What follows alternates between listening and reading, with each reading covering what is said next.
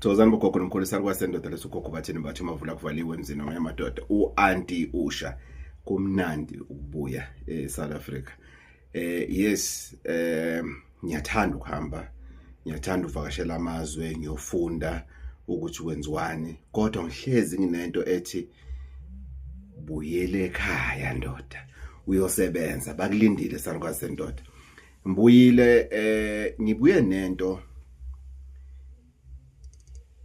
kuhlezi kumnandi ukukhunjuzwa umzali, kuhlezi kumnandi ukukhunjuzwa into owayifunda ekhaya, ukuthi yes man, iyawenza umqondo lento oyishoyo Makhosi or bani, because you know you can confirm ukuthi because what happened.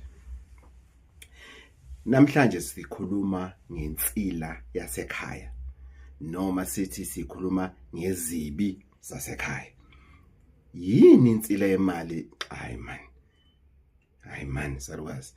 Hey, ukuthanda imali. Asikhuluma indaba yemali namhlanje. Yini insila yasekhaya?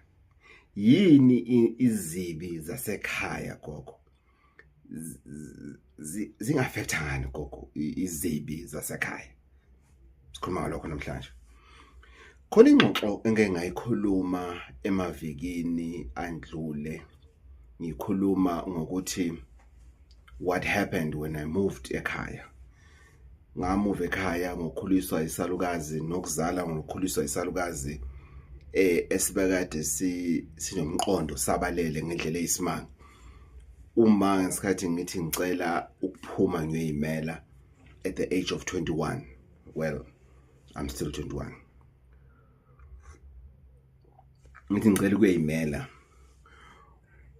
Uma wathi kimi kulungile, akunankinga mfana. Wayesethi uma kimi kodwa lalela lapha kusekhaya noma yinini uma zikushaya uma zikunetha ngaphandle ungasabi ukubuya. Awonanga mntanami, akuxoshanga kukini la. Noma yinini ungabuya uzothatha amandla. Ngathi hayi sharp zinto mama. Ngahamba. Hambeni kwami njoba ngisho I was 21, I was young and stupid. Nezinto bengizenza bezi-childish, no budget, ngapha sokhona ingane indodakazi yami yoqala ubusisiwe, izinto zathi ukuhlangana. No.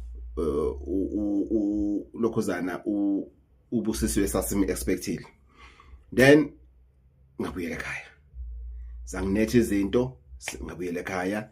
Ngibuyela ekhaya nje kanjena angisabuyeli ngedwa. Sengibuya kusekhona intombi lena ikhulelwe. Right, ayihlala intombi ekhaya full time kodwa sihlala eSoweto sonke. Isikhathi esiningi yavakasha ke intombi, right. Sengibuyele ekhaya uma athi no man. Nyazi yini ekwenze ukuthi ubuye la ekhaya? Ngathi mama, what do you mean? Yabo? Athi uma cha. Inkinga ekhona ukuthi ushaywa izinsila yela ekhaya. Wena uthe mawuphuma la ekhaya, waphuma nensila la ekhaya, wahamba nayo. So ama challenges esinawo la ekhaya noma esibhekane nawo la ekhaya uhambe nawo. Ma usho ukuthini? Hayi, vala umlomo. Sihambe soyilungisa. Sihambe noma sishone kuphi, sishone angiso komunye umama. Lo mama lona beka isangoma. Sifike lo mama lo isangoma, mama isangoma abhuleka ngisakhumbulike babe nqamba manga ukuthi kwathiwani.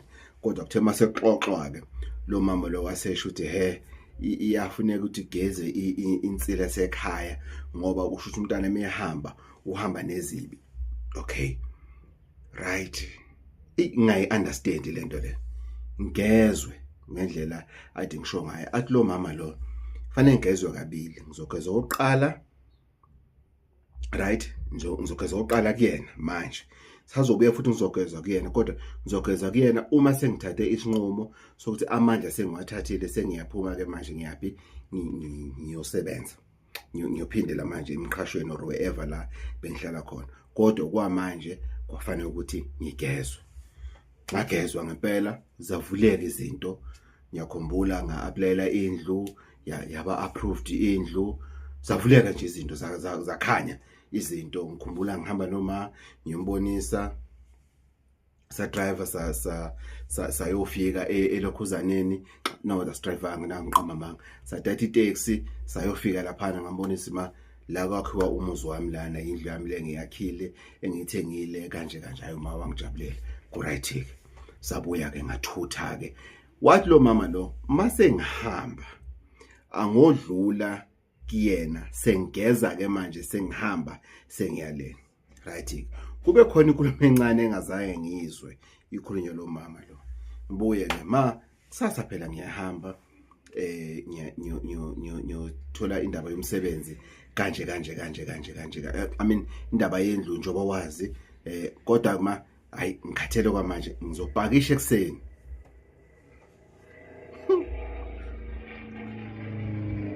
Abuza uma ukuthi yini ebhakishwa ekseni. Ngithi impahla izinto zami njengoba bengithutha ngibuya la lezi zinto lezi engibuye nazo ngizopakisha zona. Athi mama cha awukwazi lezi zinto zonke obuye nazo sokwezami wena njengoba uhamba uyoqala phansi yonke into. Hawuma kanjani mase sengibhadanise kangaka into enyane ezincane athi uyoqala phansi mfana wami.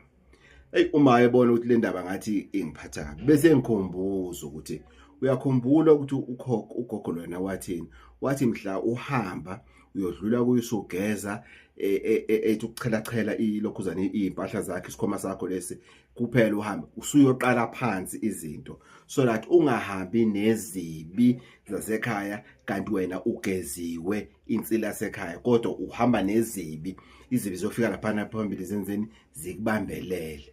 Ngathi qinisile ma right vele ngi-excited uma kana sizathu ukuthi ngiqambela amanga nazo izinto engikhuluma ngazo hayi ukuthi into eyithini akuyona ifurniture e10 ukuthi mhlambe ngafika njena nogalaza nje wamalokhuzana igumbagumba yamasofa cha izinto nje basic ngathi hayi mama kulungile akunankingi ngizohamba ngiyoqala phansi ngempela ngithatha ikhoma zami ngidlule kulo mama lona ngaleso sikhathi wayengenafoni lo mama lona dlule kumama lo isangoma njengoba bathi ngishilo izolo ngifikele la ukuthi kusasa ngizodlula ukuthi sengiyogeza umama ke angayi kulungile mfana wami ngizofika kusasa ngifika ngigeza umama ngihamba ngagibela itaxi ngihamba ngaye eRegents Park.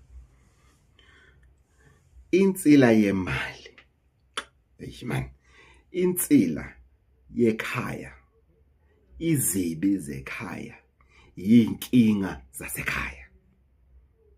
Kufanele ukuthi uma usuhamba usuthatha isinqumo sokuthi wena uyaphuma ekhaya uyozakhela noma emqhashweni kufanele ukuthi uthole ugezwa i-cleansing ezosusa insila yasekhaya. Kusho ukuthi ugezwa insila zasekhaya kusuke uhlukaniswa nama problems asekhaya uyobhekana ngqo nama problems akho wedwa apersonal.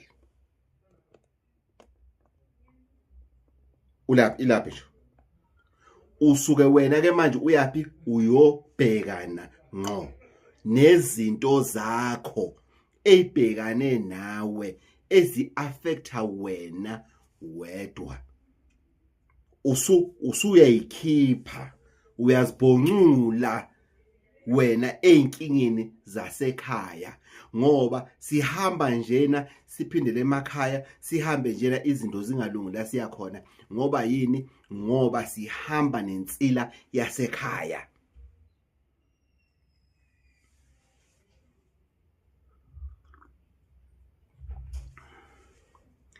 Yeah, but it is confusing. Young confused ngina 21 ngize ngina 21 again. Still isangishaya. Ize yacaca eJamaica lento. Ize yacaca eJamaica. Ukuthi no. Leya nsila leya owagezwa yona. Ayigezekanga kahle. Wayigeza kahle umama lo owayigeza wayigeza kahle lo mama lo. Kodwa kufanele ukuthi kube nesikhathi lapho ongeke wena uye khona kuphi le. Kunesikhathi lana okufanele ukuthi kune time frame okufanele ukuthi ungayi ngayo ekhaya. Ngoba insila yakho entsha yokuyimela isuke ingaka ngeni kahle yazinza kuwena yasivalela enye insila ngaphandle, meaning awukakabi spiritually protected ngokuthi usuyimele geqe. Ngase ngibuza ke manje le eJamaica ukuthi ngiyayizwa lento oyishoyo, kodwa ngicela ukwazi ukuthi yini i-time frame. Bathi i-time frame it's a season. Any season mase ngijumpise njena i-season, let's say uthuthe ekhaya ebusika or before ubusika, kufanele ulinde kuze kudlule ihlobo bese uqala ini. So uthuthe ebusika kufanele kudlule into asahlobo, ispring, and then uzothi mase ngene isummer, it's when songaya ekhaya. So you need to jump any one season. So it doesn't matter on 4 seasons that we have. So mawujumpe nje isizini eyodwa yobe sichayile, usukulungela manje ukuthi usuzo ekhaya uthi uyokwenzani, uyovakasha, uyobabona, uyobona ukuthi kwenzakalani, nje uqhubeke ngani ngempilo. Ngathi no. Ake sidikide le ndaba le. Lensila lena ibaleke ngani and iaffecta kanjani njoba ihamba nami. Bathi wena phela ukhumbula ukuthi wena wokuzalwa la. So njoba ungokuzalwa lana usu-identifywa nezinto zalana zonke. Wena usufana nefosholo lala ekhaya, uma lijwayele umolo umakhelwane uzovela ebona ukuthi leli fosholo la kaShandu leli. Lesi spade lesi sikaShandu. Noma le wheelbarrow le yakaShandu. Noma le trolley le yakwaShandu.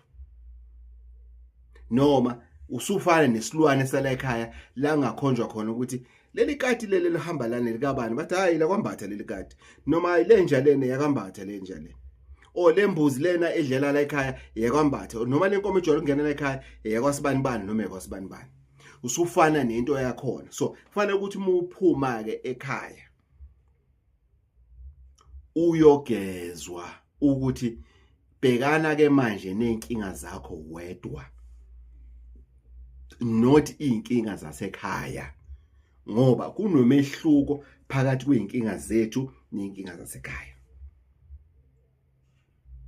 Yini umehluko? Ukuthi akusiyinkinga zakho, yinkinga zasekhaya.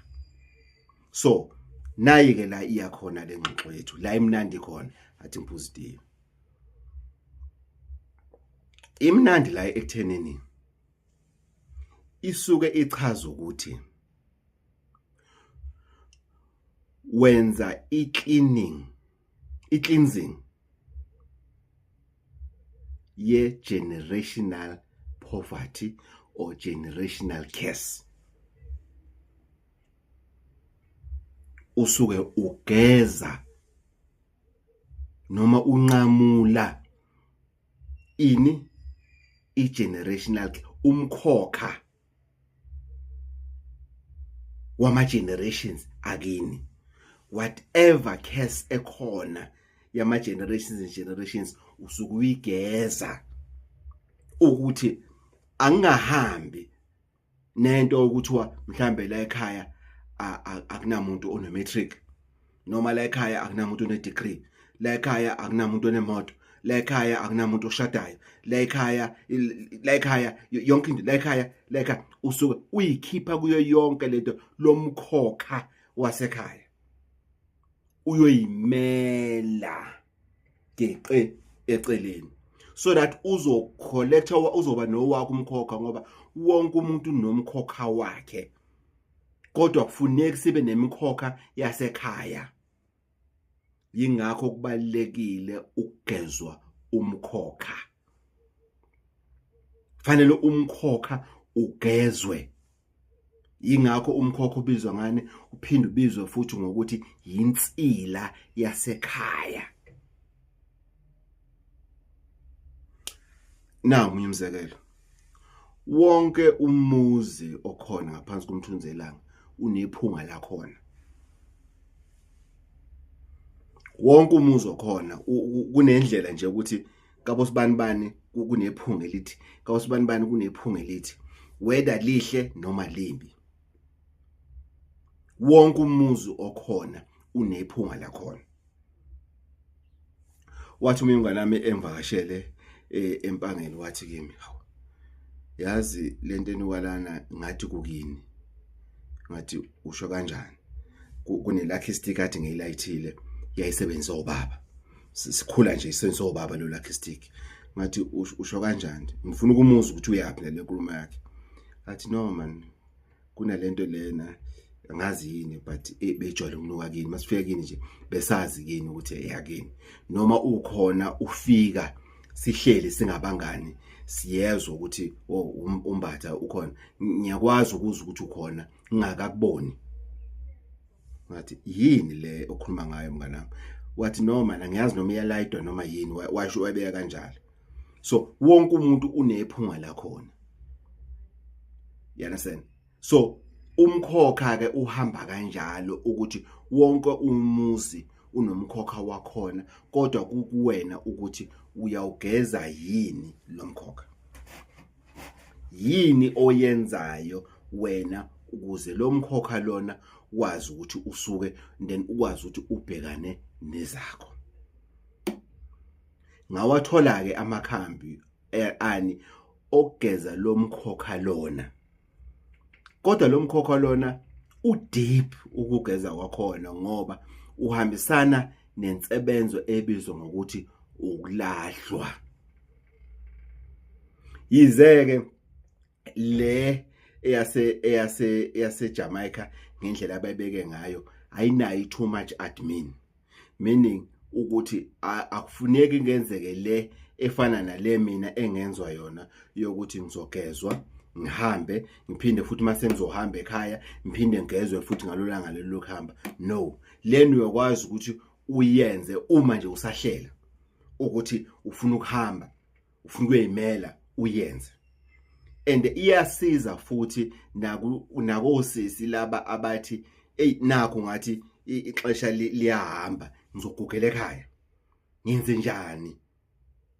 Ungagugeleki ekhaya manje, fanele ukuthi ugezwe umkhokha ngoba uzogcina unento ukuthi mina la ekhaya akushadwa, noma la ekhaya kuyashadwa, kuyadivorcewa, la ekhaya kwaziwa ukuthi sinomkhokha wokudivorce. So sikhona ke i-cleansing esiyenzayo ke ebhekane nalokho ini umkhokha wasekhaya fanele ugezwe. Ungathi ngoba uma wakho wahlulwa umshado nobaba wakho wahlulwa umshado nawe uganiwe namhlanje kusasa usaganiwe uyindoda usuhleli wedwa in fanele konke lokho kugezwe ngoba i-divorce iyakwazi uku-affecta izingane ama generations to come ukuthi la ekhaya kube ngazathi isolution ukudivorce, bese nawe ungena emshadweni uyadivorce. Uma wakho nobaba wakho wadivorce, abanye ukuthi umama nobaba badivorce, nawe nobaba wakho look, so noyithuni suka kuma divorce families nizongena nginilokhuza. You can imagine ukuthi you are coming with two sets of divorces. Uma wakho nobaba wakho badivorce, uma wakhe nobaba wakho umuntu wakho badivorce, seningane ke manje zosinda kanjani izingane uma zingakhishwa kulomkhokha lo? Yini eyosiza izingane uma zingakhishwa kulomkhokha lo? Ngoba fanele izingane ikhishwe kulomkhokha lena kuze zenzeni zingahambi noma zingakhuli nensila nanezibi zala ekhaya. So kufanele kwenziweni kugezwe umkhokha.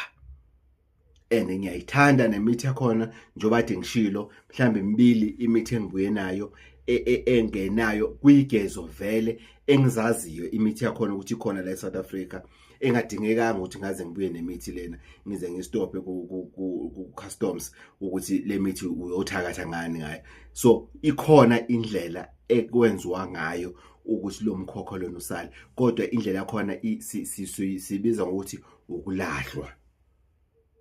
And kubalekile ukulahlwa ngane wethu kubaluleke ngendlela eyisimanga. Kodwa akufani ukulahlwa ngoba omunye umuntu angathi athi gogo ngeke ngalahlwa. Walahlelwani? Hayi angazi. Kodwa ngeke ngalahlwa ngibona ukuthi kufanele ngikwenze futhi lokho. Cha, asikhulumi ngokulahlwa for whatever reason, mhlawumbe ubuthakathi lana sikhuluma ngensila yasekhaya.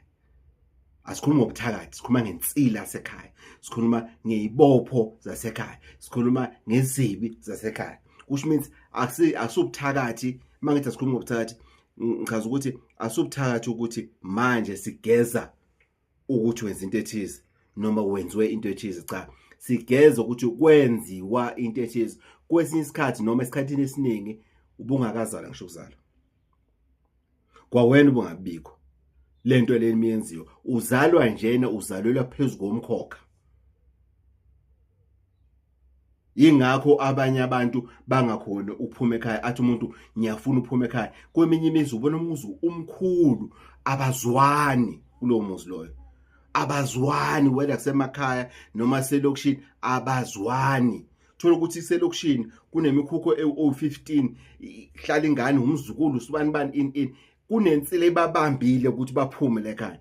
Akuphumeki la ekhaya, kunesibopho esibabambile ukuthi ungaphumi la ekhaya. Wena usuwumuntu osebenzela la ekhaya yonke into, kodwa ufuna ukukhula ngokomqondo, ngokwempilo. Akwenzeki. Ingakho siza nesixazululo sithi kufanele ukuthi uyogezwa umkhokha. Ngixoliseke ingane zakwethu, lo nsebenzo leyo asiyenzi ke Goli, yenziwe ekhaya empangeni. Kodwa ke kuloyo melaphi omhambayo ofisayo noma ocabanga ukuthi angakwenzela ngendlela eright ngesizathu sokuthi sonke lesi sikhathi uwenze lezi zinto ngendlela eright, uzoyenza ngendlela yakhe la a prefera yena ukuthi ku right for yena. Ungayi ukuthi lokhuzana umelaphi wakho makasebenzele endaweni ezilokishi uthi kuthiwa lento ayenzele lokishi. Cha, angisho. Ungangiqambela manje. Ngithe mina angikwazi ukuthi ngayenzela endaweni ezilokishi, kodwa ifuna indawo esemakhaya khona ngizoyenza ngiyenzisise ngendlela efanele. Ngilapho nje. So singayiqhathi nogogo nomkhulu esibahambayo bese siqhamuka nensebenzo kagogo bathini kanti usuke ulokhuzana kuyinhlamba lokho. So ngiyacela ke ngane zakwethu ukuthi sukuma ulungisa impilo yakho. Uma uzibona ukuthi njalo moshaya kuphindela ekhaya, njalo kancane kancane uphindela ekhaya, kancane kancane uphindela ekhaya, wena uhambile wayogana, fanele umuntu ohamba ayogana. Very important. Very, very, very important. Uma umuntu wesifazane uhambile wayogana noma usuganiwe umuntu wesilisa, uma umuntu wakho wesifazane angazange unihambe nekumuntu niyomgeza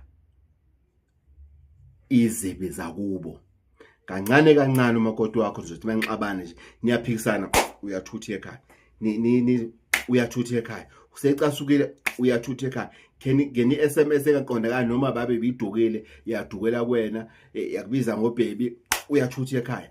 Nibanga imali yesinkwa, uyathutha ekhaya. Into encane uyathutha ekhaya, whether intombi whether yini or whether even indoda yakho, kancane kancane manje nama argument usehamba ekhaya. Ichaza ukuthi anigezwanga insila yasemakini. Ilapha inkinga. Ilapho nje inkinga. Anigezwanga insila yasemakini. So le nsila yasemakini nihamba nayo yonke indawo. So umuntu wesifazane uhambile wayogana, kufanele ukuthi ugezwe insila le, umkhokha wakini. Umuntu wesilisa oganiwe kufanele ugezwe umkhokha wakini. As long as njena uphumile ekhaya, kufanele ugezwe insila yakini emuva. Kubaleke kakhulu. Zimile impilo zabantu zamangqi kwangenzeka lutho. Yazi ngithe mangise eBrazil ngilindile lapho for about 11 hours.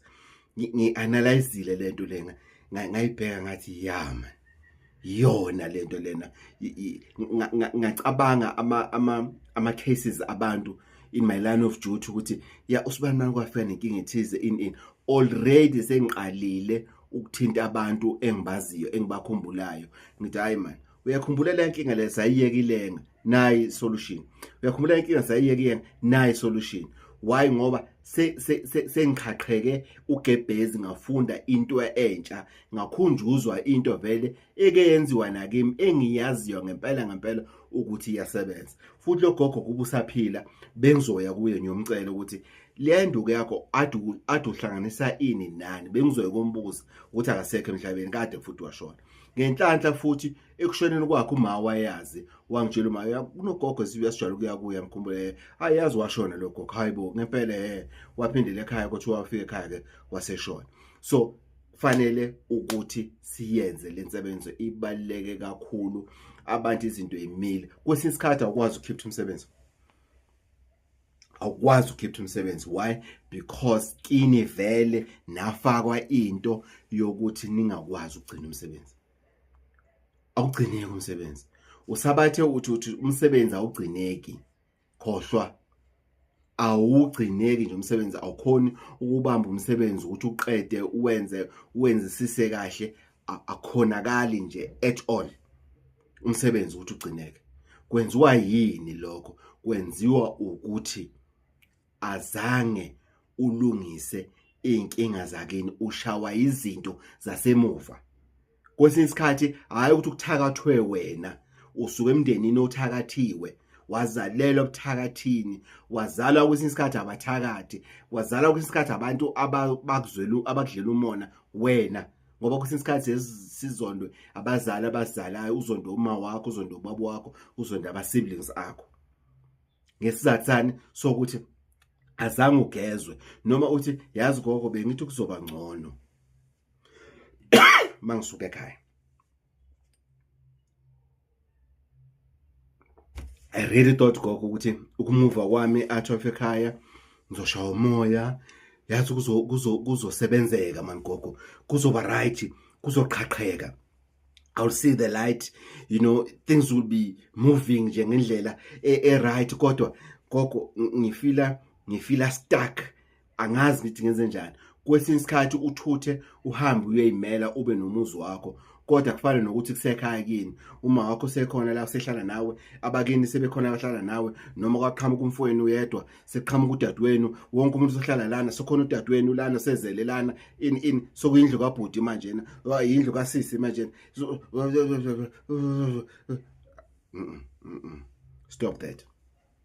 stop that hamba uyogeza umkhokha wasekhaya umkhokha wasekhaya uyinkinga inkinga yomkhokha wekhaya ungahambi nomkhokha wekhaya ungahambi nezibi zasekhaya ungahambi nensila yasekhaya hamba uyocreate insila yakho wedwa hamba uyocreate imithetho yakho emisha hamba uyoqala impilo entsha kucace ngempela ukuthi uqale impilo entsha usuka ku divorce usuka ku separation buthandana noSibani nisathandana bukushade noSibani nisathandana fanele ugezwe because leza inkinga lezana ezazi ikhona emshadweni zizobuya la leza inkinga zazi ikhona kuleya mjololo yana zizozalana why because azange ugeze ukhiphe lokhiya awukhiphanga lokhiya okwe previous relationship so it's not only ukusuka ekhaya it's also about i-relationship okuyona nokuthi usukaphi wenzeni ngoba kuleya ama relationship futhi izihambe nezimbiza so that kuphume insila yalo muntu athi uthandana naye angithi niyaqabulana kumnandi niyalala niyocansini niyagonana ebusuku in kuningi ama spiritual transactions that are happening kunina nobabili okufanele ukuthi kube necleansing umunye umuntu azathi gogo ama relationship ama hayi khona our last umkhokha cleansing Thokozani.